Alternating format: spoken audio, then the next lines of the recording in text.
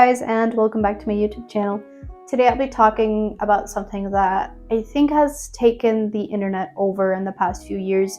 It's probably not as big of a deal now as it was, I think, last year maybe, but it's still a pretty big deal. And that is rosemary oil. Real or fake as far as hair loss goes. And I know that if you've seen anyone promote their rosemary hair oil, the first thing they're gonna tell you is about the study.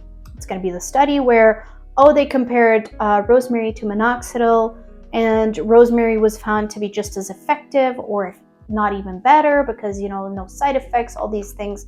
But I feel like they don't really, I don't know, they just don't tell you the whole story. Now, I'm not saying that it's not true, but the thing is, in the study, it was rosemary versus minoxidil 2%, and both of it was used daily for 6 months.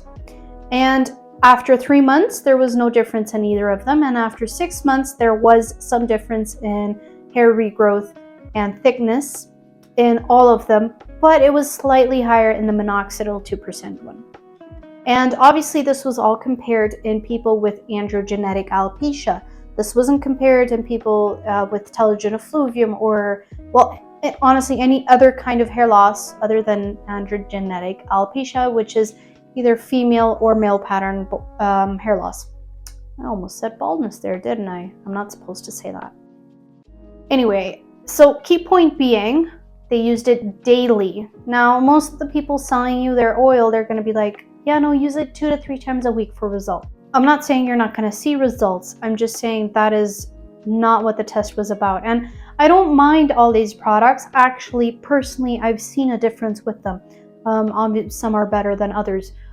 But I do mind if they're taking a study, comparing it to their product while using a completely different method on how to use it. I'm going to tell you what I personally do. So if I get a client with hair loss, whether it's telogen effluvium or androgenetic alopecia, whatever it is, in most cases, if it's not severe, I will obviously look at alternative treatments to minoxidil. I usually don't use rosemary oil right off the bat. I start with peptide serums and different, obviously, supplementations if they need vitamins and internal things, all of like that. But topical treatments, I actually don't go with rosemary oil right away. I start with peptide serums. Why? Because there's been more studies and there's also just been overall more results with that. Now, I do have some people, when they come in, they feel like they want to go all out. So if I have, for example, male, probably young, isn't very far with androgenetic alopecia, but he wants to come in. He wants me to give him every single option possible. So what I usually do is I start with a peptide serum. I do recommend the rosemary oil as a pre-wash treatment. I start with low-level laser light therapy. I start with supplementation, that would be DHT blockers, all of these things. If after a while there's not enough results, then we switch to minoxidil. And here's the thing about minoxidil, I do use it, but in very rare cases where nothing else has worked.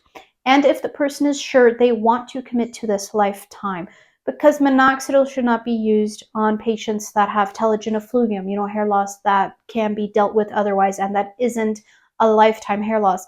That is something that I see so much around here. A person goes to the dermatologist because they have an itchy scalp, or they have hair loss because of postpartum stress, whatever it is. They immediately give them minoxidil. Worst thing you can do. And especially living in a country where you can just get it without a prescription, great. But yeah, that worked me up a bit. Main point being that I feel like I got off topic a little. Rosemary can help if it's used in the right way, but you should not use that as your only option. Now, obviously, some brands have better products than others, to be honest, because I think my favorite rosemary oil to this date would be the Innate Life, because they use 3 different types of rosemary extracts. Personally, I do believe in the results of rosemary. There are other herbs that work just as well. The only issue is there haven't been enough studies. So obviously, if I get in a client, I am going to give him something that has been proven by studies, because he's going to feel better, I'm going to feel better. Because if I do end up giving him something that, hasn't been proven by studies, and it maybe works or maybe doesn't, he's not going to feel very confident with it, or she. Which is why it's something that I do use, but it's more of a personal choice. If you want to use it on the grounds that it may work for you and it may not. Again, I'm kind of trying to clarify that just because there aren't studies doesn't mean it works. It's just a matter of kind of confirming it. If there were more studies, very possibly we'd get the results we want, meaning that rosemary is amazing for hair growth and all these things. So, conclusion, is it fake? Is it not?